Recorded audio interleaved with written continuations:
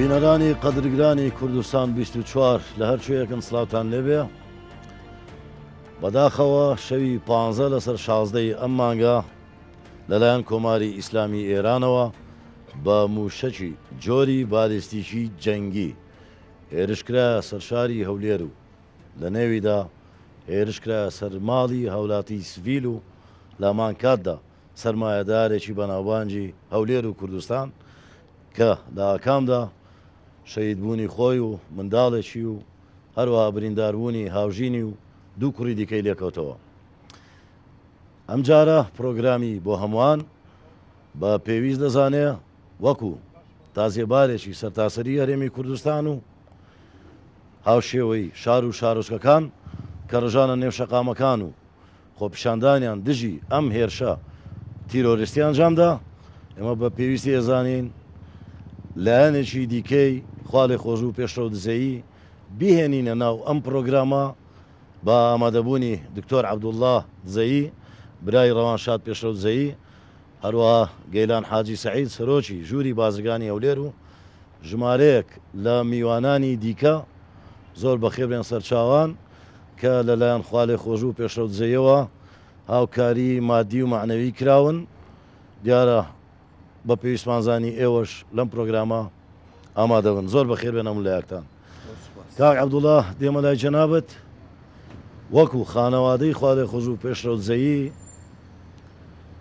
چیتان لێکدایەوە لەسەر ئەم هێرشە؟ چ پەیامێکتان هەیە بەڕوونی لەم بەرنامەی من باسی بکەن فەرموون. پێشەکی سوپاستان دەکەم سپاس بۆ ئەم بەرنامەیە، سوپاسی هەموو ستافەکەتان دەکەم، سوپاسی کوردستان 24 دەکەم. بەڕاستی ئەو ماوەی جێگای پەنجەی زۆر دیارە ئەو قەزیەی کە ئێستا لەسەر بنەماڵی ئێمە ڕووداوە تەنها هەر ئیمێنیە هەموو کوردستانە و دەتوانم بڵێم یعنی هەموو تاکێکی کورد ئێستا هەست بەو قەزیە دەکات، هەست بەو هێرشەی کە کرا سەر شەید پێشڕە و دزەیی. ئەو هێرشێکی کە بەڕاستی زۆر شەرمەزار بوو، چونکە ئەو کردوانە کردوەیەکی بەڕاستی کردوەیەکی تیرۆریستیە، کردوەیەکی ناڕەوایە. ئەو کردوەیە نەک ئێمە هەموو خەڵک ئەو کردوەیە ڕسوا دەکاتن، چونکە کاک پێشڕە و کابرایەکی بزنسمان بوو، کابرایەکی سڤیل بوو، پەیوەندی بە هیچ لایەنێک نەبوو. نامە مەشاکلێکمان هەبوو لەگەر هیچ کەسێک، لەگە هیچ لایەنێکی سیاسی، لەگەر هیچ دەوڵەتێک، نەگە لەگە دەوڵەتی جمهوریە ئیرانی ئیسلامی هیچ مشکلێکمان نەبوو. ئەمە لەگەڵ کەس هەمووشتان بەخۆشتان باش دەزانن کەوا کاک پێشڕە و چ کارێک دەکات. کاری کاک پێشڕە و تەنها بزنس بوو، تەنها کۆنسترەکشن بوو، تەنها مقاولات بوو. هیچ کاتێک ئێمە بە حیاتی نە یەک ڕۆژیش کاری نەفتمان نەکردووە. هەموو دنیا دەزانێت و هەموو خەڵکیش دەزانێت و هەموو ئەوراقەکانی ژوا دیارە و ئەگەر هەر پێتان وایە کۆماری ئیسلامی ئێران ئەو پاساوانەی بۆ هێنایەوە کە گوایە ڕەوانشاد کاری بازرگانی نەوتی کردووە، لینکیە بووە لەگەڵ وڵاتێک کە بەناو دژمنایەتی هەیە لەگەڵ کۆماری ئیسلامی ئێران، باڕوونتر بڵێم لەگەڵ وڵاتێکی وەکو ئیسرائیل کە ناوی هێناوە. گوایە خوا لێ خۆش بوو لینکێکی هەبووە لەگەڵ ئیسرائیل. ئایا ئەوە ڕاستە؟ من دەمەوێت شتێکت پێ برێم. هەموو خەڵک ئێمە دەناسی، هەموو خەڵک مێژووی ئێمە دەناسێ و کەوا ئێمە لە چ بنەماڵەیەکین و خەڵکێکی چۆنین. مێژووی ئەگەر بێت و ئێمە تەمەشا بکەی لە کۆنەوە لە باب و باپیرانمانەوە هەتا ئێستاوە ڕۆژێک لە ڕۆژان ئێمە دژی وڵاتەکەی خۆمان، دژی نەتەوەکەی خۆمان ڕانۆستاینە. هەموو کات خزمەتی نەتەوە و خزمەتی نیشتمانی خۆمان کردووە. لە ڕژێمەکانی پێشتر، لە حکوومەکانی پێشتر ئێمە هەر لەگەر نەتەوەکەی خۆمان بوون و لەگەر شۆڕشی کورد بووینە. هیچ کاتێک سەرمان بۆ کەس دانەناوە. بەڵام بە خۆت دەزانی ئەو قەزیە زۆر لەوە گەورەترە. ئەوە ئەجندەیەکی ڕسالەیەکی تایبەتی خۆی هەیە، پەیوەندی بە کاک پێشڕە و نییە و بە ئێمە نییە بە تەنیا. ئەو ئەجندەیە بە خۆت دەزانی بۆ ئەوەیەکەوە ئەو کردەوە تیرۆستە، بۆ ئەوەیەکەوە هەمووتان دەزانن ئێستا حسارێکی زۆر لەسەر حکوومەتی هەرێمی کوردستان هەیە،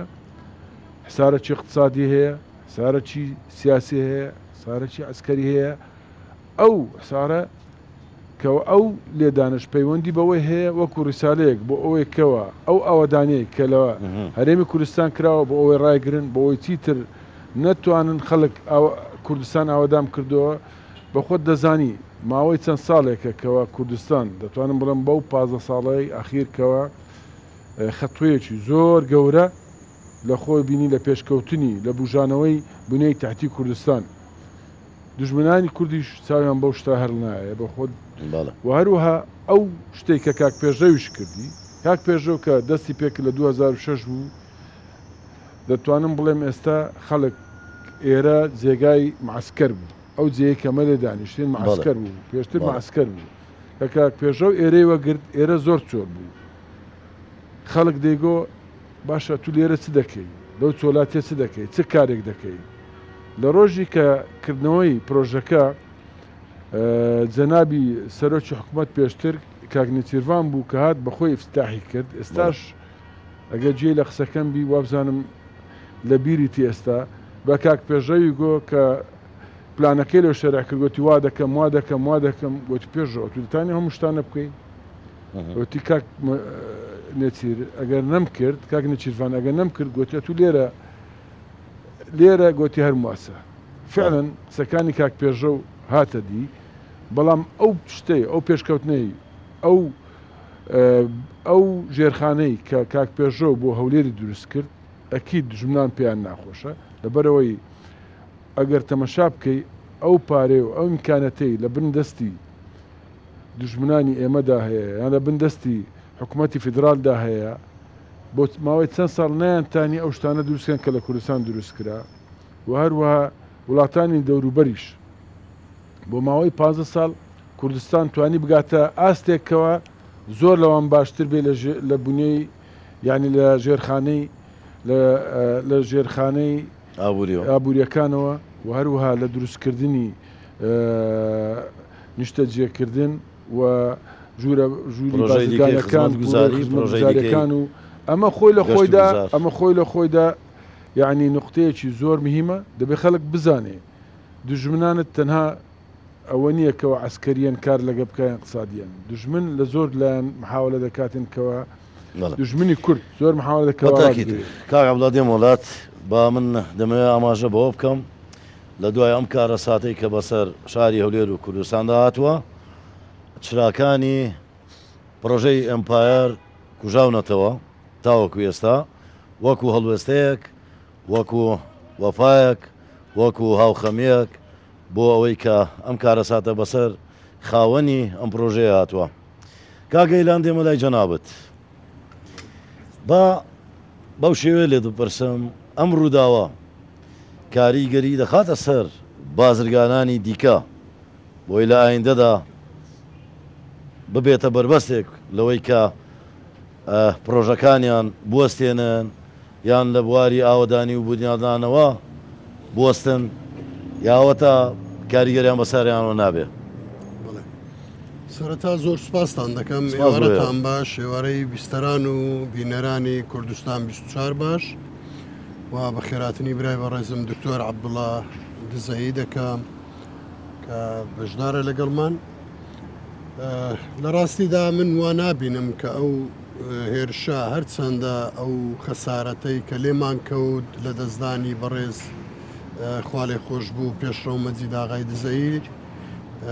خەسارەتێکی گەورە بوو بۆ هەرێمی کوردستان بە تایبەتی و بۆ هەموو عێراق بەگشتی و لەناو هەموو نیشاندا شاری هەولێر کە بەڕاستی لە دەستدانی بۆ ئێمە ومانە وەکو بازرگانان وەکو سەرمایەدارێکی دیاری شاری هەولێر بێگومان خەسارەتێکی گەورە بوو وەمە ئێمە دووبارە و دەبارە سەری ڕێز و نەوازش بۆ شەهید پێشڕە و دادەنوێنین بۆ هەموو شەهیدانی تر و دوعای چاکبوونەوە بۆ بریندارەکان دەکەین بە ئومێدەی مەش لە ڕاستیدا من وا نابینم کە پرۆسەی ئاوەدانی و بازرگانی و سەرمایە گوزاری لە هەرێمی کوردستاندا نە ئەو هێرشە و نە هیچ هێرشێکی دیکە ئێمە ومانان بوەستێنێ بەڵکو ئێمە خەمخۆری وڵاتەکەی خۆمانین و بازرگانانی ئێمە ئەوەندەی لە خەمی وڵات و ئاوەدانکردنەوەی هەرێمی کوردستان و زیادکردنی جوڵەی بازرگانینە لە خەمی تردانی بۆیە پێم وانە هیچ هێرش و هەڕەشەیەک بتوانێت ئیرادەی گەلی کورد و ئیرادەی بازرگانان و سەرمایهدارانی ئێمە بشتێنێ و ئێمە هەردوێنێ بەشدار بووین لە پرۆسەیەکی دابشکردنی خەڵات لە ڕامین تاوەر ڕامین هۆڵدینگ کە بەڕاستی جێگای دڵخۆشی بوو لەو کات و ساتەیدا کە گەورەترین پرۆژەی ئاوەدانکردنەوەی ڕاگەیاند و پرۆژەکە ئێستا لە جێبەجێکردندایە و لە بەردەوامیدایە ئەوە واتای ئەوەیە کە ئێمە سەرمایهدارانمان و بازرگانانمان بەردەوام دەبن لە ئاوەدانکردنەوەی هەرێمی کوردستان و شاری هەولێر بەگشتی بۆیە ڕاستە لە دەستدانی بەڕێز خوالێ خۆش و پێشڕە و خەسارەتێکی گەورە بوو بەڵام ئەوە نابێتە ئەوەی مایە هیچ کەس و هیچ لایەنێک بتوانێت پێش لە ئاوەدانکردنەوەی هەرێمی کوردستان بگرێ و دڵنیام ئەو شەهیدکردنی بەڕێز پێشڕە و کە لە ڕاستە لە چەند ڕۆژی ڕابردوو شەهید بوو ئەوە ینی هەر ئەو خەڵکانە بوون ئەو ناحەزانەی هەرێمی کوردستان بوون کە چاویان بەو پێشکەوتنەی شاری هەولێر و هەرێمی کوردستان هەڵنایە ئەوە تا بەڵگەی ڕوون و ئاشکرا ئەو شوێنەی کە ئێمە ئێستا لەی دانیشتوین شوێنی هەموو عێراقیەکان بوو بەگشتی شوێنی خەڵکانی دەرەوەی عێراقیش بوو کە داهاتن سەردانی ئەو شوێنەیان دەکرد و شوێنی گەشتیاران بوو وەکو گەشتیار کە داهاتن وەکو شوێنێکی نمونەیی لە عێراقدا باز دەکرا و باسی ئەو شارە دەکرا کە بەڕێز پێشڕە و خوالێ خۆشببیت بنیادی نابوو بۆیە من دڵنیام ئەو پرۆسەی ئاوەدانکردنەوە لە هەرێمی کوردستان ناوەستێت و هیوادارم کە سەرمایهداران هاو نیشتیمانیانی کوردستان ئەمەوێ لەڕێی پرۆگرامی بۆ ئەمانەوە با ئێوەی هێژار ڕابگەێنم خوالێ خۆش و پێشڕەوزایی وەکو سەرمایهدارێک ماگانە هاوکاری نێزیک 200 خانەوادەی کردووە بەبێ ئەوەی کە سوکاری نێزیکی تەنانەت ئەندامانی خێزانەکەشی پێی بزانن هەڵبەت لە دوای ئەم ڕووداوەوە ئێستا کەشف بووە کە خوالێ خۆش و هاوکاری زۆرێک لە ئەم خێزانانەی کردووە کە لە بواری داراییەوە کەم دەرامەت بوون بۆیە لە دەستپێشی پرۆگرامەکەم وتم ئێستا بەشێک لەم خانەوادانە ئامادەن لە نێو پرۆگرامەکەی من پێما بێ جەنابتان یەکێکن لەو خانەوادانەی کە خوالێ خۆش و هاوکاری ئەوەی کردووە ئەمێ بۆم باسکەی خوالێ خۆش بوو چۆن بۆ لەگەڵێەوە بە شێوێک هاوکاری ئەوەی کردووە لە کێوە هاوکاری کردوون لەسەر چ پێوەرێک هاوکاری کردوون سەرەتا بە خێراتنی کەناڵە بە ڕێزەکەتان دەکەیت پرسە سەر خۆشی خۆمانە ڕاستەی بنەماڵی شەید کاکە پێشڕە دەکەین بەڕاستی ینی کاکە پێشڕە و جێگای داخە ینی خۆم کرێکار بوویمە لێرە کارم کردووە یعنی چەند ساڵە ئەوە چاوی لەسەر ئێمە هەیە یعنی بە سەتان عایلە یعنی موچەی لە بۆ دابین کردینە بە نسبەتە خۆشمان ئاگای لە من هەبووە ینی بەڕاستی ینی جێگای داخە بەڕاستی نەخۆشیشتان هەیە لە ماڵەوە ئێوە دەکرێت بۆم باسکەی چۆن هاوکاری کردووی پێما بێ لە کۆنتترۆل پێم دەڵێن دیارە زانیاریان هەیە کە هاوکاری خێزانەکەشتی کردو بۆی کە تووشی نەخۆشی درێژخایان بۆ وایە دە بۆم باسکە زەحمەت وڵا مانگانە هاوکاری کردوون دەڕووی ئەوەی کە خێزانەکە چ نەخۆشیێکی درێژخایانی هەیە چی نەخۆشێت مانگانە نەخۆشی نانەکەلیە خۆی علاجی مانگانە کە پێمان دابین ناکرێ شەید پێشڕە و ئەزار ڕەحمەت لە گۆڕ یعنی مانگانە لە بۆی دابین کردینە وەکو پێویست مانگانە یعنی لە ڕووی کرێچیاتی و نەبوونی یعنی ئەو مانگانە بڕە پارەکەی پێداینە هەموو سەر مانگان هاوکاری زۆری مەی کردووە بەڕاستی وا هەز دەگەن کە کەسێکی نێزیکتان لەدەستداوە بەڵێ یارێ وەڵە دانیەوە هەز دەکەم من دەڵێن ئەوەی ئێستا من بیستمە لە کۆنتترۆل پێم دەڵێن ماگانە شەید پێشرە و ئەو کاتێک کە تۆ چیتە دەلای هاوکاری کردووی بەدەستەم لە ملانێەوە هاوکاری کردووی بۆم باسکە چۆن جارێک بۆ نمونە هاتمە ئێرە من ئەلێرە کارم دەکرد لە سەرجادە گوتی لۆ دانیشتی لێرە دەستی لە ملم کرد و ئەمنی بردە تابقی سەرێ بە مەسعد بەسەر کەوتین لە ئۆفیسەکەی خۆی ینی شەهید پێشڕە و بەڕاستی زۆر سادە بوو یعنی لەگەر منداڵ لەگە هەموو کەسێک لەگەر کەم دەرامەت بەڕاستی ینی لە غورفەکەی خۆی دانیشاندم ئەمن گوتی چت دەوێ وەرەقەی سپی لە پێش مندانە وەکو هاوڵاتیەک بەڵێ وەکو هاو نیشتیمانێکی ئەم کوردستانە حتمما ئەو هێرشەکە کراوەتە سەر شەهید پێشرە و کراوەتە سەر کوردستان و لاکاندا سەرمەوە هاو نیشتیمانیان وەگوتم لە بەرنامەکە چ پەیامە کتێ بۆ کۆماری ئیسلامی ئێران کە لە ماوەی 2 ساڵدایان 2 ساڵ و نیودا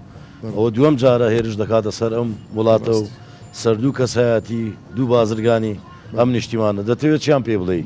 چ بە ئێران دەڵێ ئەوە دەستێکی تیرۆریستیە ینی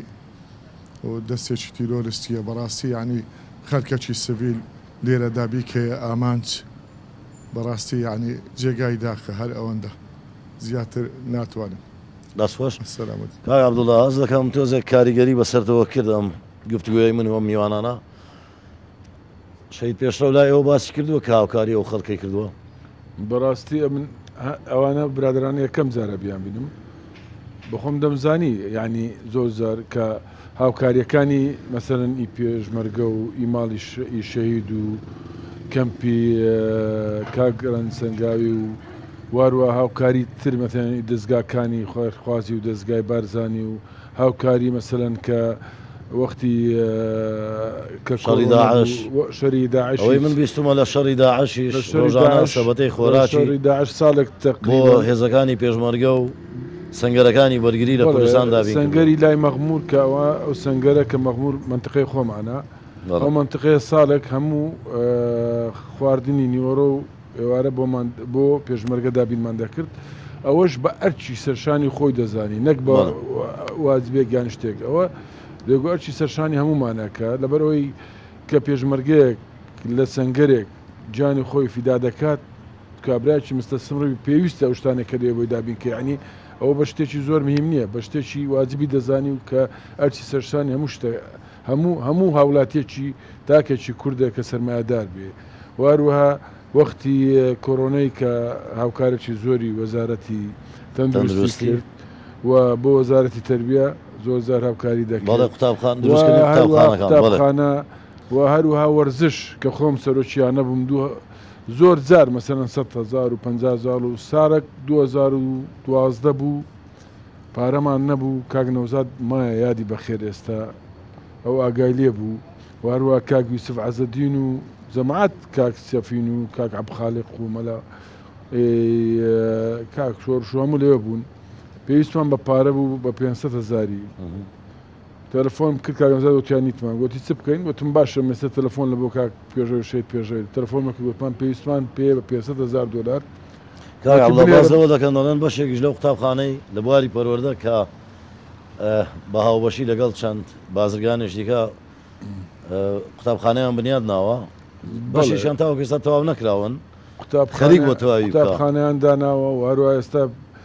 مستەشفیاکی گەورە کە بە تەمانە دروستکەن زۆر شتی تکە بەخۆی زۆر شتی تکەشی دانا بکەوە بکە و هەروە زۆر پرۆژەی تر کە داینابوو بیکاتن هەتا ئێستا بەڵام بەداخەوە یعنی دژمنانی کورد و کوردستان نیان هێشت ئەو خەونەی هەیەبوو کە تاوی کە بەڵام ئێمە بەڵێن دەدەین کەەوە کارەکانی ڕناوەستی الحەمدلله کەەوە منداڵەکانی یعنی کاکە ڕۆژ و کاگڕوان و خێزانەکەی سەلامەتن ئێستا لە باسی ئێستای کە لەم بەرنامەیە دانیشتوین گفتگۆ دەکەین دوا هەمین ڕەوشی تەندروستی منداڵەکانی و هاوژینەکەی کە لە ئیماراتن چۆنە ڕەوشی تەندروستی ئێستا الحەمدلله زۆر باشن لە حالەتی خەتەر زۆر دەرچوونە 2 ڕۆژ پێستا هاوژینەکەی نەشتەرگەرێکی بۆ کرا بۆ ماوەی 5 ساعت لە نەشتەرگەری بوو بەڵام الحەمدلله بە سەلامەتی دەرات چونکە شەزایەکی زۆر لە ناو جسمی بوو هەندێکیان لێرە کە گەشت وەسەر نزیک یعنی بە ملی ما بۆ بگاتن نخوای شەوکی بەس الحەمدلله خوا سەلامەتی کردکەوە دەرچوو بەڵام هاوژینەکەی زانیوێتی کاک پێشەو شەهید بۆ ڕۆژەکەی 2 ڕۆژ پێستا پیان وت پیان نەوت بوو ڕۆژی پێش ئەمەلیات پیان وت ئێستا زانیوێتی بەڵێ بەڵام حالی یعنی لایانی دەرونی زۆر باش نییە زۆر خراپە بەڵام لەگەر ئەوەشدا يعني الحمد لله كوا سلامت درسون يعني اگر تماشای او کردوی بکە ئەو لێدانەی يعني قەت تەسەوڕ ناکەی يعني ئەوانە بە يعني ئەوها يعني بە ئاسانی دەرچن بەس خدای گەورە زۆر مەمنونی خوینە کە ئەوانە بە سەلامەت دەرچوونە کە کوڕەکەی کاکە ڕۆژیش ئێستا ئەویش زۆر باشە هەرچەندە دەستێکی لە دەست داوە بەڵام باری تەندروستیتە باشە و معنەویاتیشی باشە کاکەڕەوانی شیوادارترین کار شتێکی دیکەم بیستوە دەڵێن شەوانە نێزیک ژمارەیەکی زۆر لە میوانی هەبووە دەوروبەری 20 نەفەر با بڵێن 30 کەس بەردەوام خەڵک چوە بۆ هاوکاریکردن بۆ لەو شەوە غەیری ئەو بازرگانە کەسی تکەی لێ نەبووە ئایا بەوە کاری ئەوەی کە ئەمن کاری بازرگانیان هەبووە کاک سەرنگ ئەو کوڕە با یەک شت پێ برێم کەرەم ئیشی لێرە زۆرە ئەو کوڕە کوڕێکی عراقیە باوکی خەڵکی مووسرە خەڵکی لا بەعشقی مەسیحیە بەخۆی لە جیازی بەریتانیا بەڵام ئەویش لە دوبەی دادەنیشی لە بەغداش دادەنیشی ئەم کوڕە کاری ئێرەی هەمووی يعني تبريد ئەوانە هەموو ئەو کردیتی ئیمپایر وەکیلی سەمسونگ و وەکیلی سمینسا کە یەک لە وەکالە گەورەکانە و باوکی بازرگانێکی زۆر گەورەیە و بەخۆشی عمری 41 ساڵە و کوڕێکی زۆر زیرەک بوو هەزار ڕەحمەتی لێبی کەوا شەهید بوو بەڵام ئەو دەمی هەتا بە کاک بارانیشی گوت بوو کاک باران ئێستا ئەوەی کەوا باران بێکسی گوتبی پێم خۆشە بێ ئەو التزامی هەبوو بە برادەرشکەشی گوت بوو ئەوژ التزامی هەبوو بەڵام ئەو ڕۆژی دووشەم ئەو عادەتەن هەموو کات دەرکەی کرابەوە دائیمەن برادەرەکانی دەچوونە چونکە ماڵی خۆیە بوو لەو ماڵی زیاتری چکەی نەبوو لەو لێرە ماڵی لەوێ بوو هەلەوێش دەژیا دووشەمی پێشتر کە ئەو دەگەڕاوە ئێمە وەکو خێزان هەموو خردەبووینەوە عادەتەن خردەبینەوە لە کندایکم بەڵام ئەو گوتی من دەچمەوە دووشەم هەموو وەرنە ئێرە دووشەمی پێشتر هەموو لەوێ بووین بەڵام بە خۆت دەزانی ئەوانە ئەو تۆقیتە کە دایان ناوە ئەوان دایان ناوە کە ئەو لە ماڵبی لە دوای بوون زانی ویانە کاتێک ئەو شتانە شتێکی دێمەوەلات با من بچمە لای خانەوادەیەکی دیکە هەمان شێوە شەوی پێشڕە و هاوکاری کردوون خاتونم بەخێر بێ پێم خۆشە بزانم لە کێەوە شەوی پێشڕە و هاوکاری تۆی کردووە چۆن هاوکاری کردووی وەکو ئەوەی کە هاوکاری کردووی ئێستا شەید پێشڕە نەماوە چ پەیامێکی تەیە بۆ ئەو لایەنە بەڕوونی کۆماری ئیسلامی ئێران کە ئەم کارە سادەی خوڵقان لە ناو شاری هەولێر قسەم بۆ بکە وڵی سەرەتا سەرخۆشی لە خانەوادەکەی شەید پێشڕەوەی دەکەم خوا عەفوازای کە یا ڕەبی بڕێ قەبری نوربی زۆر باش بوو بەڕاستی خانەوادە یانی برێم زۆر باش بوو هاوکاری مەی کردێ بابی فەقیر و هەژاران بوو بەڕاستی زۆر باش بوو هاوکاری کردین لە کێوە هاوکاری توی دەکەیت ئەڵە تەقریبەن لۆ دوو ساریەتی بەڕاستی هاوکاری ئەمە دەکات بۆ هاوکاری دەکردی چۆن هاوکاری دەکردی نەخۆشانەیە لە ماڵەوەیان کەم دەرامەتن بەرێ من کرێتی مساعب هێتیمم مندارم گچکەنە و لە بەرندێ هاوکاری مەی کردێ و خوا خێری بنووسی یا ڕەبی یەکەم جار کە خوا لێ خۆش و پێشڕەوت بینی لەکوێت بینی چۆنت ناسی چۆن چوویتە لای بۆم باسکە نەمدیتە بەڕاستی ئەدی نەمدیتە چۆمەکن کارزانی لەوێن دەرەی و ئیشاڵە ئەو لۆ من قسە دەگە کرد بوو خەبەری دابووە گوتلو ئەو نەدیوە نەمدیە بەڕاستی نەمدیتە ماگانە هاوکاریت هاتوتە نەمدیتە بەڕاستی بەس تەوقعی و تەوقعی کردێ و ینی ماگانە بەس تەوقعەکەت کردو تەوا هەرەوەندە بەخوای خوا خێری بنووسی یا ڕەبی لە دنیا و لە قیامەت ئیشاڵە جێگای بەهەشت بی ئیشاڵە ئەو کە ماوەی 2 ساڵ هاوکاری توی کرد ئێستا نەماوە لە ژیان نەماوە شەهید بوو بەدەستی کەس نە بەدەستی نامەرد لە غەدریان لێ ئەوە کوڕی تۆیە بەرێ کاک پێشەوی دەناسیەوە ناوەڵە دەگەخم نەدەینان دەجار لە مەکتەبێ دەبوویان دەنووس نەدات کەم جار دەگەرە من هاتیە کەم نەیناسیە ئەوش دوعامان لۆ دەکرد بەڕاستی هەموو دەمێ ئەدێ ئەو خاتونەیدی تخوا مایکەکەی بدەیە خاتونم بەخێر بێ تۆش کا پێم بڵێ چۆن کاک پێشەوە ناسی یەکەم جار بەخیراتنی ئەگەر مایکە لە دەمن نێزیکەی ئافۆ بەخیراتنی کەناڵەکەتان دەکەم ئەتوش بەخێر بێ زۆر سوپاس ئەمن پیاوەکەم لێرکانەکەن لای کاک پێشڕە و دەوامی دەکرد ماڵێ نەخۆش کەت کۆڕۆنەی گرت ئەمرێ خۆی کرد مانگەک لە خەستخانەی بوو دوای کە وەزعمان زۆر خراپ بوو بەڕاستی کاک پێشڕەو نەبایە من خانیەکی بچووکم هەیە مندارم هێتیم بوو بۆ دڵت پڕ بوو ئەگەر کاک پێشڕەو دینارێک نەبوو لەمان حەفتا وەرەقەم لە خستخانەی قەرد کرد بوو یەکسەر کاک پێشڕەو مەسروفی تەعزیە هەموو لە بۆ ناردم دوایش ئەوە 2 ساڵە هەموو مانگان هەموو سەرە مانگان یارمەتیم دەداتن ئەو کوڕەشم نەخۆشە کەم خینە یارمەتیەوی شێدەدا ئارێ وەڵڵا یعنی مەساریفی خەستخانەی ماگان چ نەخۆشیێکی کوڕەکەت کەم خینە کەم خوێنە بەرێ یعنی ماگانە خوێنی تەکەی ناوڵە تا ئێستا خوێنم تێ نەکرێ بەس بە عیلاج ڕامانگرتووە بەس بە عیلاج بەس بە عیلاجەکان کاک پێشڕەو دەیکرد نەئە بەسوا یارمەتی دەدای پێدەم کڕی بە پارەکەی ئەرێ وەڵڵای زۆر بەداخەوە لۆ کاک پێشڕەوی بەدەستی تیرۆرستان دەست خۆش بێ سپاس لە بۆنگۆس کاک گەیلاندێمەوە لای جەنابەت بەخێر بێت. ئێوە بەیاننامەیەکتان دەرکرد بۆ پرسی بایکۆتکردنی کاڵای ئێرانی چەندە کاریگەری کرد چەندە خەڵک بەدەم داواکاریەکەی ئێوە هات بۆی بایکۆتی کاڵا و کەلوپەلی کۆماری ئیسلامی ئێران بکەن حەزم لەسەر ئەوە بۆم باسکەی پاشان پێم وابێ لە یەک دوو ڕۆژی ڕابردوودا ژووری بازرگانی تاران پێم وابێ کێشەیەک کەوتە نێو ئەم پەیامەیە ئێوە ینی تۆزێک کاریگەری لەسەر جموجۆڵی بازرگانی ژووری بازرگانی تاران هەبوو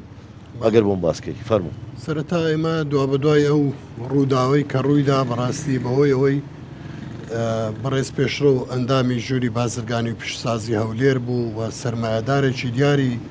شاری هەولێر و هەرێمی کوردستان بوو ئێمە لە ڕاستیدا ئیدانەی ئەو کارەمان کرد لە کۆنگرەیەکی ڕۆژناماوانی کە نەتەنها ژووری بازرگانی بە تەنیا بەڵکو هەموو ڕێکخراوەکانی ئابووری کە لە هەرێمی کوردستان و شاری هەولێر بوون بەشداریان کرد لەو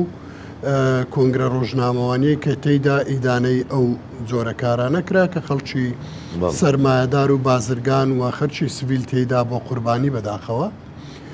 دوا بە دوای ئەوە ئێمە چەند کۆبنەوەیەکمان لە ژووری بازرگانی و پیشسازی هەولێر ئەنجامدا گەیشتینە و ئەنجامەی کە ئێمە لە ڕاستیدا داوا بکەین و بەیاننامە دەربکەین بۆ ئەوەی بایکۆتی کاڵای ئێرانی بکرێت ئێوەش وەکو کاردانەوەیەکی ئێمە کە ئەندامێکی ژووری بازرگانیمان لەدەست داوە و ئەندامێکی چالاکی ژووری بازرگانیە ئێمە و بەیاننامەمان ڕاگەیاند و داوامان لە بازرگانان بە تایبەتی کرد کە بایکۆتی کاڵای ئێرانی بکرێت وەکو کاردانەوەی ژووری بازرگانی و پیشسازی هەولێر خۆتان دەزانن و دڵنیام لە بەشێکی کارەکان ئاگادارن بازرگانان بەشێکی زۆریان بەدەمە و داوای ئێمەوە هاتوونە و ڕۆژانە لە ژووری بازرگانی پەیوەندیمان پێوە دەکرێت کە بەشێک لە بازرگانان بایکۆتی کاڵاکانیان کردووە و هەروەها ئەوەی کە بینیمان ئەو ڕژانی خەڵک بۆ سەر شەقام و نەدەربڕینی ناڕەزایی گومانم لەوەدانە کە خەڵکیش بەدەم داوایەکەی ئێمە هاتووە و ڕۆژانە دەستخۆشی بۆ ژووری بازرگانی دێت بۆ ئەو داوایە ئێمە ئەگەر لە چەند ڕوویەکی ئابوووریەوە سەیری بکەین لەوانەیە ئێرانیش تووشی زەرەر ببێ لەو بابەتە و بەشێک لە بازرگانانی ئێمە ڕۆکێت و لەو موشەکە کە ئێران هاویشتی بۆ ئێرە ئەم کارە ساتەی بەدواداهات ئێوە وەکو ژووری بازرگانی وەکو کوالێتی کەلوپەل و کاڵای ئێرانی هەر بەجددی ڕازین لە کەلوپەل و کاڵاکانیان لە ڕووی کۆنتترۆلانی چۆنەکە ڕووی کوالەتی بوو ینی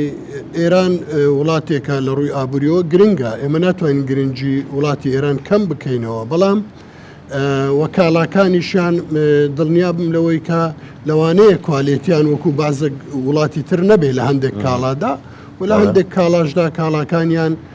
ناتوانین پێیان بڵین کاڵاکانیان هەموو خراپن بەڵام ئێمە باس لە داواکاریەکەی ئێمە دەکەین بۆچی ڕوویدا بۆچی ئێمە و داواکاریەمان کرد ئێمە کاتێک بازرگانانمان شەهید بکرێ و کاتێک خەڵکی سڤیلمان لێ شەهید بکرێ بەشە ئابوووریەکەی ڕاستە گرنگە بەڵام خوێنی شەهیدان و خوێنی خەڵکی سڤیلمان لا گرنگترە لەوەی کە ئێمە لە ئابووری لە بەشێکی کاڵاکانی ئێران ئیسیفادە بکەین یاخود بازرگانانمان لەوانەیە تووشی زەرەر بن بەڵام ئێمە کە ئەو داوایەمان کردووە بێگومان دەزانین کە وڵاتی ئێرانیش کاریگەری لەسەر دروست دەبێت و لە ڕووی ئابوووریەوە ئەوانیش تووشی زەرەر دەبن لەبەر ئەوەی ئەو هەناردەی کاڵای ئێرانی بۆ وڵاتی عراق بەگشتی و هەرێمی کوردستان بە تایبەتی ژمارەیەکی یەکجار زۆرە و تەنها بۆ هەرێمی کوردستان ئەوان ساڵانە نزیک لە 2 ملیارد و نیو کاڵا هەناردەی هەرێمی کوردستان دەکەن و ئەگەر باسی سنووری حاجۆمەران بکەین کە ڕاستە و خۆ کاڵاکانی بۆ نێو هەولێر دەگوازێتەوە ئالوگۆڕی بازرگانی لە 2023 ملیارێک دۆلار بووە کەواتە ئەو ژمارەیەکی ساڵانە نزیک 2 ملیار و نیو بۆ هەموو سنوورەکانی هەرێمی کوردستان بووە بەڵام تەنها حاجۆمەران 1 ملیارد هەنارد ئالوگۆڕی بازرگانی تێدا ئەنجام درراوە بۆیە من پێم وانە تەنها ئێمە زەرەرمەند بین بەڵکو ینی وڵاتی ئێرانیش لە ڕووی ئابوووریەوە زەرەرمەند دەبێت ئێمە ئەو هیوایەمان نەدەخواست و ئەو ئومێدە ناخوازیین کە ئەو جۆرە داوایانە لە هاوڵاتیان و لە بازرگانانیش بکەین بەڵام کاتێک کار دەگاتە ئەوەی کە بازرگانانمان شەهید بکرێن و ڕۆڵەی سڤیلی ئەو وڵاتە شەهید بکرێ بێگومان پێم وایە وەکو ژووری بازرگانی پیشسازی ئەوە کەمترین ئەرکە کە پێی هەستاوین وەکو بەرگریکردن لە بازرگانێک و لە سەرمایهدارێکی شاری هەولێر وەکو ژووری بازرگانی هەڵوێستی دیکەتان لە ڕێگایە بەتەنها تاکە هەڵوێز و کەنوانتان یاوە تا کار لەسەرەوە دەکەن ئێمە دراسی وەزاکە دەکەین و لە ئێستادا ئەو داواکاریەمان کردو داواکاریەکە بەردەوامە و هیوا ناخوازیین کە ئێمە تەنگژەی زیاتر لەگەر وڵاتی کۆماری ئیسلامی ئێران دروست ببێ یاخود ئابووری هەردوو وڵاتمان زەرەر و زیانی پێبگا بەڵام لە کۆتاییدا ئەوەی کە ڕوویدا ئەو داواکاریکە هەمانە بنەمایەکی درستی هەبوو لەبەرەوەی ئێمە هەستاوین بە بەرگریکردن لە مافی بازرگان و سەرمایهداران بۆ نمونە ئێمە ئەگەر ئەوڕۆ لەسەر ئەو جۆرە کارانە بێدەنگ بین ئەی ژووری بازرگانی هیچ واتایەکی نامێنێ ژووری بازرگانی بۆ ئەوە دروست بووە کە بەرگری لە مافی بازرگانان و سەرمایهداران و وەبەرهێنەرانی هەرێمی کوردستان بکات ئێمە ئەوە تەنها بەوە بەس نییە کە تەنها وڵاتێکی دەرەچیە و هێرشی کردووە بۆیە ئێمە نیگەرانین بەڵکو لە ناو خۆی هەرێمی کوردستانیش زۆر جار ئەمە بە پیر کێشە و داواکاریەکانی بازرگانانەوە دەبێ بچین و کێشەکانیان بۆ دروست بکەین و لە کاتێکدا لە شوێنی بزانین ئەگەر نەحەقیق بەرامبەرێک کراوە ئێمە وەکو پارێزەری بازرگانان و پیشەسازان دەبێ بەرگریان لێ بکەین لە ناوە خۆشمان و لە دەرەوەش بێ لە هەر شوێ بێ بۆیە ئێمە بە هەرچی خۆمانیان بارچ خۆمان دەزانین و ئەوە کەمترین بەرگری ینی ئەرگ بووە کە ئێمە ئەنجاممانداوە لە دەستخۆش کاک عەبدوڵڵا ئێران بۆ شەهیدکردنی شەهید پێشە و کۆمەڵێک پاساوی هێنایەوە و بە تایبەت بەم دوایانە کە هەندێک لە ڕووی سۆشیال میدیاوە لە ڕووی فۆتۆشۆپ و چزانم کۆمەڵێک کشتی ناجووری دیکە بە قەولی فارسەکان دوجار ئاشکرا بوو ئەوانە چین و لەکوێوە هاتوون و تەنانەت ئەو وێنەی کە بڵاو کرایەوە حاقامێکی جوو من بۆ خۆم لەبەرەوەی لە رووسیا بووم ماوەیەکی زۆر لە رووسیام خوێن و ئەو حاقامە ناسم حاقامێکی ڕووسە هەر حاڵ ئەو پاساوانە هێنایەنەوە بۆ شەهیدکردنی شەهید پێشڕەو با ئێمە باسی شەهید ژین بکەین ژینە کچەکەی باشە چ پاساوێکی بۆ کوشتنی منداڵێک کە تەمەنی تەنها 11 مانگ بوو پێم وابێ ئەگەر هەڵە نەبم بەیانی یاندوو بەیانی ڕۆژی لەدایک بوونیتی بەداخەوە دەبێتە ینی دوازەی تەواو بەیانی ساڵی لە دایکبوونی دەبێت 1 ساڵ ئەبێت 1 ساڵ بەیانی دەبێت 1 ساڵ بەخۆت دەزانی چ پاساوێک بۆ ئەوە دێنێتەوە کاکەسنگ هەر کەسێک کە کردەوەیەک بکات کردەوەیش تیرۆریستی کە شەرمەزاری بەڕاستی ئەمە شانازی نییە ئەمە شەرمەزاریە کە منداڵێک شەهید دەکەی کە خەڵکێکی سڤیل دەکوژی بەڵام ئەو پاساوانەی کە ئەو دەینی ئەکید دەبی پاساوێکی بکاتم بۆ ئەوەی کەەوە پەردەپۆشی تاوانەکەی خۆی بکات چ بۆ ئەو منداڵە دەڵێ با پرسیارش کە قونسڵخانەیەشانەیە لە هەولێر لە سلێمانیانە لە بەغدا سەفارەتیانەیە هیچ پەیامێکی ئێرانەکانتان بۆ هاتووە وەکو خانەوادە نەخێر لە قوسڵخانەکان نەخێر هیچ پەیامێکمان بۆ نهاتووە و ئێمە وەکو پێشم وتی وەکو بنەماڵە ئەمە هیچ گرفتێکمان نەبووە لەگەر هیچ دانێکی سیاسی و لەگەر جمهوری ئیسلامی ئیرانیش بەڵام ئەو یعنی قوسڵخانە لە هەولێر سەرخۆشیان لێ نەکردووە نەخێر نەخێر سەرخۆشیان نەناردووە نەخێر نەکردەوە ناشمانە بیکەم چ داواکارێکتان هەیە وەکو بنەماڵە لە حکوومەتی هەرێمی کوردستان چونکە ئێستا ئەوە ئێمە هەڵوێست و ڕۆڵی حکوومەتی هەرێمی کوردستانمان بینی تەنانەت لەسەر ئاستی خودی سەرۆکوەزیران کە لە داڤۆس کۆبوونەوەیەکی لەگەڵ وەزیری دەرەوەی ئێران هەڵوەشاندەوە لەسەر ئەم ڕووداوە ئێوە چ داواکارێکتان لە حکوومەتی هەرێمەیە چ ڕۆڵێکی دیکە ببینێ ئێمە داوا لە حکوومەتی هەرێمی کوردستان دەکەین و هەروە لە حکوومەتی فیدرالیش چونکە سیادەی عراق حکوومەتی فیدرالیش یعنی ئەوش بەرپرسیارە بەسەرەکی هەر ئەگەر تەجاوزێک یان دەست درێژکەریە کەبێ لەسەر کوردستان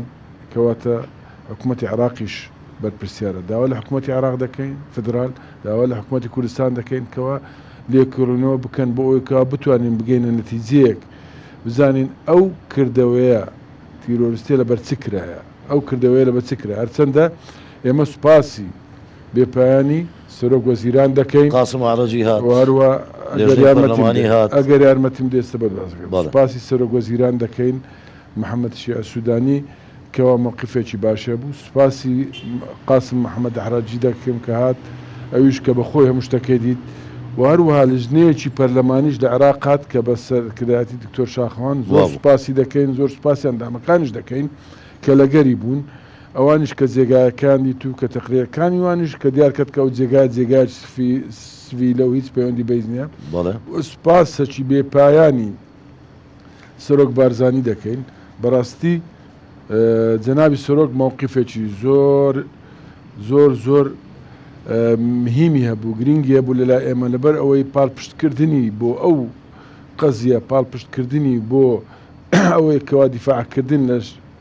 لە شەیدکردنی پێشۆ زۆر غەمی لەسەر ئێمەلادا بە سوپاسی سەرۆکی هەرێم دەکەین کاگنیشیڤان بارزانی کە هاوکاری زۆری ینی لۆجستیک کە لە بۆ نەخۆشەکان سوپاسی بێپایانی سەرۆکی حکوومەتی هەرێمی کوردستان دەکەین کەوە لە هەموو دیدار و دیدارەکان کە لە کە باسی شەید پێشکردێ باشە ئەم ڕووداوای کردووە سوپاسی بێپایانی وەزارەتی ناوخۆش دەکەین کە هەروە هەموو دام و دەستگامنیەکان کە هیچ کاتێک درێخیان نەکردووە لەم ئەوە سوپاسی وەزارەت وەزیری تەندروستی دەکەین هەروەها بەڕێوەبەری گشتیش تەندروستی کە هەموو خەڵکی کوردستان بەگشتی هەر چار پارچە کوردستانیش وە کوردستان بەگشتی هەر تاکێک لە کوردستان چونکە هەر تاکێک تازێک شەید کاک پێژەوە بەخۆی داناوە ئەمە خەمێکی زۆری لەسەر ئێمە لا بەڕاستی یعنی ئەم قەزیە تەنیا قەزیە ئێمە نیە هەست دەکەین قەزیە هەموو نەتەوەی کووردە بۆیە ئەگەر بێت و تەماشا بکەیت تەقریرەکانی کە هاتووە دەرکەوت کە لە تەقریری پەرلەمانی عراقی و تەقریری قاسم عەرەجی کە هات کە باسییان کرد ئەو جێگای سڤیلە جێگای ژیانە ئەوانە کە منداڵی خۆی لێوە دەژی کاک پێژەو لەو ماڵەر زیاتر هیچ ماڵەکی نەبوو لە هەولێر منداڵەکانیشە لێوە دەژیان بەڵام بەداخەوە یعنی ئەو کردەوەی کە کرایە تاکیدم هەموو خەڵکی دەزانی هەموو قونسڵگەریەکانیش دەزانن سوپاس هەموو قونسڵگەریەکانیش دەکەین چونکە هەموو کات لە گەرمان بوونا بە هەموو کات لە گەرمان بوونا هەموو وڵاتێک کە لە کوردستان و سەفارەتەکانیان و زۆریان سەفارەتەکانیشان کە هاتن ئێمە سوپاسیان دەکەین بەڕاستی پشتگیریکردنی وان و پشتگیریکردنی خەڵکی کوردستان بۆ ئێمە زۆر گرنگە لەبەرەوەی قەزیە تەنها ئێمە نیە هەموو خەڵکە و کاک پێژەویش هەموو خەڵک بوو هەموو خەڵکی کوردستان بە تایبەتی خەڵکی هەولێر تایبەتی خەڵکی هەژیر و هەژار و یعنی فەقیر و هەژار ئەم قەزیە پێویستە یعنی خەڵک بزانێ کە بەرامبەر خەڵکی کوردستان کراوە دژمنی کورد بەرامبەر خەڵکی کوردستان کراوە نایەوێ نایوێ کوردستان بەرەو پێشکەوێ ئەنجا با لەسەر ئەو کە دەڵی ناوێ کوردستان بەرەو پێش بڕوە با بچمەوە لای ژووری بازرگانی. کاگەیلان لە ماوەی 2 ساڵدا 2 جار هێرش کرایە سەر 2 بازرگانی ناسراوی هەولێر و کوردستان. کۆماری ئیسلامی ئێران چی دەوێ بە بازرگانان بڵێ زیێدەتر کار بکەن بۆ بنیادنانەوەی کوردستان و فراوانکردن و بنیادنانەوەی ئابووری لە کوردستان ئاواتان لێ دەکەم. ئەوەیە ئامانجەکەی. بێگومان خۆت دەزانی شاری هەولێر بە تایبەتی و هەرێمی کوردستان بەگشتی لە ساڵانی ڕابردوودا لەسەر دەستی بازرگانان و وەبەرهێنەران و سەرمایهدارانی هەرێمی کوردستان پێشکەوتنێکی بەرچاوی بەخۆبینی. ئەو پێشکەوتنە گومان لەوەدانە کە خەڵکانێک هەن چاویان بۆ پێشکەوتنی هەرێمی کوردستان هەڵنایە و نایەنەوێ کوردستان زیاتر پێش بکەوێ یاخود دەیانەوێ بەلایانی کەم لەو ئەوەی ئێستادا هەیە ڕای بکرێت. لەوانەیە ئەوە بەشێک بێ لەو ئەو هۆکارێک بێ لە هۆکارەکان و من پێم وایە چوونی بەڕێز سەرۆکی ئەنجومەنی وەزیران لە بۆ داڤۆز و بەشداریکردنی چەندین وەبەرهێنەر و سەرمایهداری گەورە لە لەو کاتەدا پێم وایە ئەوەش لەوانەیە یەکێک لە هۆکارەکانی تر بێت چون گومان لەوەدانە کە چوونی بەڕێز سەرۆک وەزیران لە بۆ داڤۆز و ئەو ژمارە زۆرە بەرهەمەکان ئەوە بوو کە وەبەرهێنەرێکی زۆری وڵاتانی دەرەوە بێنێ. بەڵێ و کۆبنەوەیەک چەند کۆبنەوەکی گرنگی لەوێ ئەنجامدا و ئەو ژمارە زۆرەی وەبەرهێنەر و سەرمایهدارانی هەرێمی کوردستان کە لەگەڵی دابوون بێگومان پلان و بەرنامە ئەوە بوو کە لەگەڵ چەندین گەورە بازرگان و کۆمپانیای گەورەی دنیا دابنیشێن و بۆ ئەوەی زیاتر سەرنجی سەرمایهداران و وەبەرهێنەرانی وڵاتانی جیهان ڕابچێشن بێنە هەرێمی کوردستان بۆ زیاتر بنیادنانەوەی ژێرخانی ئابووری. پێم وایە ئەوە ژێچێک لەو هۆکارانەیە کە بۆ ئەوەی سەرمایهداران و وەبەرهێنەرانی جیهان ترسیان لێ بنیشێ و نێن بۆ هەرێمی کوردستان بۆ ئاوادانکردنەوەی هەرێمی کوردستان پێم وایە دەبێت ئەوەش یەکێک لە هۆکارەکان بێت. ئەمە خۆزگا کەسێکی سیاسیش لەم بەرنامەیە بووە چونکە قسەیەک تەیە پێ لەسەر قسەکە ئەو کاتێکەداننا کاگەیلان گوتی لە کاتی کە وەختی کە جەنابی سەرۆک لەگەر مەجموعەیەک لە بازرگانان چۆ داڤۆس بۆ ئەو کاتیان دانا لەبەرەوەی بەڕاستی لە هەموو هەوڵ و کۆشی هەرێمی کوردستان و بەتابەتی سەرۆکی حکوومەت بۆ ئەوەیە کا بتوانێت بازرگانان بین تێرە بۆ ئەوەی زیاتر یعنی ژێرخانەی کوردستان بەرەو پێشتر بباتن. بەڵام ئەو کاتە کەوایان کرد کاک پێشەوی ژێکێک بوو لەو بزمانانەیە کە دەستێکی باڵای هەبوو لە ئاوادانکردنەوەی هەولێر ڕیسالەیەک بوو بۆ خەڵکانە برێن. بەڵام من با پێیان برێم ئەوە ڕساڵی ئێمەیە وەکو ماڵی شەید کاک پێشەوە ئێمە لە ئاودانکردنەوەی کوردستان ڕاناوەستی انشاءالله کاکە ڕۆژش دێتەوە برەکەشی دێتەوە بە هەمومان ئەوەی کاک پێشەو کەنەی تەواوی نەکردە تەواوی دەکەین هەمومان شەو ڕۆژ دەکەین یەک بۆ ئەوەی کەوا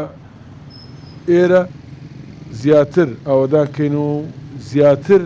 بیگەشێنەوە بۆی بتە چقلێک لە چاوی دوژمنان و داوا لە هەموو بازرگانانیش لە هەموو خەڵک دەکەم هەموو ئەو کەسانەی کە سەرمایهدارن ئێستا زیاتر ئیشکەن لە کوردستان. ئێستا کوردستان زیاتر پێویستی بەوان هەیە هیچ شتێک تاسیریان لێ نەکاتن بەر ئەوەی ئینسان پیا و جارێک دەمری 100 جار نامری. کاک پێشەو برای خۆمە شێت پێشەوە بە سەربەرزی ژیا بە سەربەرزی ژمرد. بەڵام شارێکم بۆ دروست و هەر لە قسەکانی جەنابەت دەمەوێت لێتان پرسم ئەو خانووی کە ئەم ڕووداوای لێ ڕوودا دەستکاری دەکەن یاوەتە وەکو مۆزەخانەیەک دێڵنەوە بۆ نەوەی داهاتوو کە وڵاتێکی دراوسێ ئەوای لێ کردی. ئەو پرسیارەی لە بۆ کوڕەکەی لە بۆ خانەوادەکەی بەجی دێنین ئەوان چیان بێ وای دەکەین بەڵام بەنیازین وەکو مۆزەخانەیەک بێڵنەوە ئەکید جارە هیچ بڕیارێک نادەین لەبەرەوەی جارێ زۆر سەریە. بەڵام ئەگەر خانەوادەکەی کوڕەکەی چ بڕیارێکیدا ئێمە هەمومان لەگەری دەستخۆش دەچمە لای هاو نیشتیمانیەکی دیکە کە بە هەمان شێوە شەید پێشڕە و هاوکاری وە بەخێر بێ بەخیراتنی کەناڵ پێم خۆشە بزانم کاک پێشڕەوت چۆن ناسی چۆن چوویتە لای هاوشێوەی ئەم بەڕێزانە چۆن هاوکاری کردی لە کێوە هاوکاری کردووی هۆکاری هاوکارێکەش چی بوو لێرە کارم دەکرد 2 ساڵنی پێشستا بەڵێ لێرە کارم دەکرد ئەوشەوە بوو پشتم وەرگەڕا بەڵێ پشتم وەرگەڕا بەڵێ ینی پشتم لە زێەوە بوو تووشی ڕوودا بوو بەڵێ لێرانە نەمتوانیش تشتکە بکەم کا پێشڕە هەر نەدیت بەس 2 ساڵ نیوە دەستی هاوکاری لۆ من ڕاگر بوو خواخێر نووسی ماگانە یارمەتی دەدام و هەمانە موچەیە کە پێشت وەرگرتووە ڕێک هەمان موچە هەمان کە پێشت لێرە کارت کردو بەڵێ. دەتەوێت چ بە کۆماری ئیسلامی ئێران بڵێ کە سەرچاوەی داهاتی تۆی شەهید کرد بەخادر بووەوە زۆریش شەڵا خینەکەی نافۆتی بەزای ناڕوە چی دیکە دێ بۆ ئێران چکە پێیان وتم ئەو هاوکاری تۆ بەردەوامیش دەبێ بەڵێ وایە وەڵە چ دەتەوێت چ بە ئێران بڵێ کەوای کرد وەڵا چی پێ بڵێن بێجگەلەوەی کە زۆڵم بۆ غەدر بۆ ئانەمان هەموو باس کردووە دەبێت بزانم ئەتۆ وەکو گەنجێکی کورد کە لێرە تووشی ڕووداوێک بووی ڕووداوێکی نەخوازرا و بەشێکی جەستت وای لێ کردووی کە کارت پێ نەکرێ بۆ ئایندا لە بەرابەردا شەهید پێشرە و کە ساحێبی خاوەنی کارەکەت بووە موچەکەی لێ نەبڕیوی گوتوێتی بڕۆ لە ماڵ دانیشە و نەشت بینیوە دەتەوێت چ بە ئێران بڵێ ئێستا خەدی لێ کردەوە کارێکی خراپی کرد زۆر ئەوە بووە دەست خۆش سپاس دەست خۆش بێ لە چەند ڕۆژی رابرردوو لە مێدیاکان باز لەوە دەکەن کە کۆماری ئیسلامی ئێران چی لە هەرێمی کوردستان دەوێت ئەوەی کە شرۆڤە کراوە لە چەند ساڵی رابرردوو بە دیاریکراوی لەگەڵ دەستپێکی شەڕی سووریا کۆماری ئیسلامی ئێران ویستی هەولێر وەکو ترانزێتێک بەکاربێنێ بۆ هاوکاریە سەربازەکانی لە ڕێی هەولێرەوە بگاتە دیمەشق بەڵام ئەوەی ڕێگری لەم ترانزێتە کرد حکوومەتی هەرێمی کوردستان و بە دیاریکراوی پارتی دیموکراتی کوردستان بوو نەیهێشت ئەم مانگیە شیعە سەر بگرێ وەکۆی کە ئێستا لە وڵاتی سووریا لوبناان یەمەن بەشێکی دیار و زۆری عێراقەیە ئەوە دەیبینین ڕۆژانە چ دەقەومێ لە بواری ئابووری لە بواری ئەمنی بارحاڵ حەزم لێ دو هەمین پەیامی خۆتان وەکو بنەماڵەی پێشڕە و دزەی بگێنن دوامین پێم زۆر سوپاسان دەکەم سوپاسی هەموو خەڵکی کوردستان دەکەم دووبارە هەر لە هەر شوێنێک بێت لەر چاپارچەی کوردستان لە دەرەوە سوپاسیان دەکەم بۆ هەڵوێستەیە کە ئەو هەڵوێستە نەتەواتیەی کە شەیدکردنی شەید پێشە و بە هەموو کەس بێ خۆی زانی هەموو ماڵێکی کورد بێ خۆی زانی وەچی باسم کرد شەید پێشە و وەکو سمبڵێک بوو وەکو ڕەمزێک بوو کە لە ئاوادانکردنەوە لە کوردستان و لە هەمووی عێراق کە مردیش بووە ڕەمزەکی نیشتمانی بەڕاستی ئێمە پێسەر بەرزین و بەڵێنیش دەدەین کەەوە ڕناوەستین لاوەدانکردنەوەی کوردستان بەڵێنیش دەدەین هەتا گیانمان مابێ لەو کوردستانە ئیش دەکەین و ژیانیشمان بۆ ئەم کوردستانە دەبەخشین و دووبارە سوپاسان دەکەم سپاس بۆ ئێوەش بەڕاستی پێشم خۆش نەبوو ئەو هەوڵاتیانە ئێستا بیان بینم پێم خۆش پاش کامرەکە بیان بینم حەزم نەدەکرد بیان بینم لەبەرەوەی ئەوانە هەموو خوشک برای منە هەتا ئەمەش مابوو کە خەڵک بزانێ هەتا ئەمەش مابین پاساوەکانی ئێران ئەوە بوو کە شەید پێشڕە یارمەتیمانیانەی نەگەوانە ئەوەی کە کاک پێشە و کردی تیا بەردەوام دەبین و ئەراوکاریان دەکەین و وەڵام دوعاش دەکەین داوا دەکەین لە خەڵکەوە دوعا بکەن منداڵەکانی سەلامەت بن و بە سەلامەتی بگەڕێنەوە سپاس بۆ تۆ هەموو دەکەن دەستان خۆش زۆر سپاس بۆ دێوەش کاک گەیلان وەکو ژووری بازرگانی دوامین پەیامتان چییە فەرموو؟ بەڵێ ئێمە هیوادارین کە ئەو جۆرە کردەوەوانە دووبارە نەبنەوە و خەڵکی سبیل سێبارە چکە دووباریان کردو لە ماڵی 2 ساڵ لە بۆ چەند ینی سێبارە نەبنەوە و کەسی بازرگان و سەرمایەدار تێکەڵ بەکاری سیاسی نەکرێت و چون لە کۆتاییدا ئەگەر کەسی